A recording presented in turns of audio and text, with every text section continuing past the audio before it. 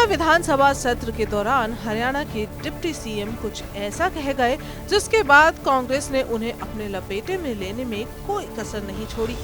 असल में हुआ ये कि यौन उत्पीड़न मामले में पिछले महीने गिरफ्तार किए गए जीन स्कूल के प्रिंसिपल को लेकर शुक्रवार को विधानसभा में चौटाला ने कांग्रेस विधायक गीता बुक्कल पर आरोप लगा दिए, जिसके बाद चौटाला के विरुद्ध कांग्रेस ने प्रिविलेज मोशन पास कर दिया। चलिए पहले आपको पूरा मामला बताते हैं। असल में चौटाला ने शुक्रवार को सदन में कहा कि आरोपी प्रिंसिपल जिसे यौन उत्पीड़न के मामले में गिरफ्तार किया गया है, उस पर 2005 और 2011 में भी यौन उत्पीड़न के आरोप लगे थे, लेकिन प्रिंसिपल ने 2011 में बुक्कल के झज्जर स्थित आवास पर समझौता कर लिया था ताकि प्राथमिकी दर्ज न हो पाए। इसके साथ साथ चौटाला ने कहा उस समय बुक्कल हरियाणा में कांग्रेस सरकार में शिक्षा मंत्री थी। बुक्कल ने अपने खिलाफ लगाए गए आरोपों को निराधार बताया है। सुनिए बुक्कल ने अपनी सफाई में क्या कहा। जो मामला है जो उचाना के गवर्नमेंट सीनियर सेकेंडरी गर्ल्स में एक प्रिंसिपल के द्वारा 142 बच्चियों के साथ यौन शोषण किया गया, जिसमें कि 3 बच्चियां सुसाइड भी कर चुकी हैं, एक मेंटल ट्रॉमा में है।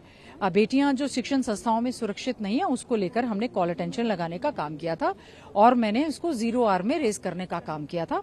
प्रदेश के deputy chief minister Dushyant Chautala ji ने उस चीज पर चर्चा करने की बजाय झूठे एलिगेशंस जो लगाने का काम किया और आज मैंने दावे के साथ written statement on the floor of the house माननीय विधानसभा अध्यक्ष को, माननीय प्रदेश के मुख्यमंत्री जी को और माननीय leader of opposition Chaudhary Bhupinder Singh Hooda ji को दी है और उन्होंने भी यही मांग की है। मैंने रिटर्न उनको सिग्नेचर्स के साथ दिए कि 2005 में वो टीचर सरकारी टीचर नहीं था और कोई एफआईआर डीडीआर नहीं हुई। 2011 में मेरे घर पे कोई पंचायत नहीं हुई, ना हमने उनको बचाया।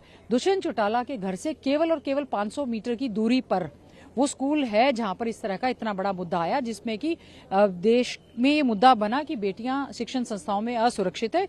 उस पर संज्ञान लेने की बजाय जो उल्टा मुझ पर अटैक किया, आज हमने कांग्रेस पार्टी ने आदरणीय चौधरी भूपेंद्र सिंह हुड्डा जी के नेतृत्व में एक जो है प्रिविलेज मोशन दुष्यंत चौटाला जी के खिलाफ मूव किया है। एलिगेशन को लेके आप डिफेमेशन केस वगैरह करने जाएंगे? देखिए, अभी तो हम समझते हैं विधानसभा जो है वो सर्वोपरि है। हमने इस मामले को मजबूती से, गंभीरता से उठाने का काम किया कि उन्होंने झूठी स्टेटमेंट क्यों दी। अब मान लीजिए मैंने कह दिया कि बंदा बना दूंगी, इसमें तो दिस इज नथिंग अनपार्लियामेंट्री। मेरी चीज तो आपने एक्सपंज कर दी और मेरे को मैं महिला विधायक होते हुए अगर मुझे ये मामले का पता होता कौन है तो क्या मैं ये मामला उठाती? उल्टा चोर कोतवाल को डांटे, मुझ पर ही उन्होंने आरोप लगाने शुरू कर दिए। तो हमने उनके खिलाफ प्रिविलेज लेकर आए हैं। इस पर पूरी विधानसभा में चर्चा होनी चाहिए और उनको सदन के आगे माफी मांगनी चाहिए।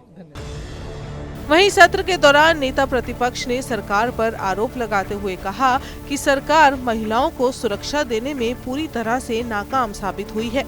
प्रतिपक्ष ने सदन में कुछ आंकड़े पेश करते हुए कहा कि एनसीआरबी के आंकड़े चीख कर गवाही दे रहे हैं कि हरियाणा महिलाओं के लिए देश का सबसे असुरक्षित राज्य हो चुका है। महिलाएं हरियाणा में सुरक्षित नहीं हैं। इसके साथ साथ प्रतिपक्ष ने इल्जाम लगाते हुए ये भी कहा कि साल के अंदर महिलाओं के विरुद्ध अपराध के 16,743 मामले सामने आ रहे हैं, जबकि रोज 46 मामले सामने आ रहे हैं। प्रदेश में रोजाना रेप के 5 मामले हो रहे हैं। एक साल के अंदर कुल 1,787 रेप मामले सामने आए हैं। प्रदेश में 6 एसिड अटैक के मामले भी सामने आए हैं।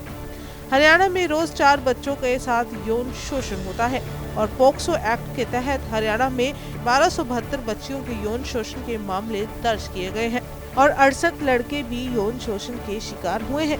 प्रतिपक्ष ने आंकड़े बताते हुए कहा कि राज्य में बच्चों के खिलाफ सभी तरह के अपराधों में 7.7 यानी लगभग 8% बढ़ोतरी हुई है। 2022 में अपहरण के 3,891 मामले दर्ज किए गए, यानी हरियाणा में रोज 11 अपहरण के मामले सामने आ रहे हैं। अब पक्ष विपक्ष एक दूसरे पर आरोप लगा रहा है, लेकिन चौटाला ने जो बुक्कल पर आरोप लगाए हैं उस बयान की सफाई चौटाला कैसे देते हैं, इस पर पक्ष विपक्ष दोनों की निगाहें टिकी हैं। लेकिन कांग्रेस इस मुद्दे को मौका बनाने में जुटी है और सरकार पर हमला करने की कोई कसर पीछे नहीं छोड़ रही। आपकी इस बारे में क्या राय है, आप हमें कमेंट करके जरूर बताएं और चैनल को लाइक और सब्सक्राइब करना बिल्कुल न भूलें।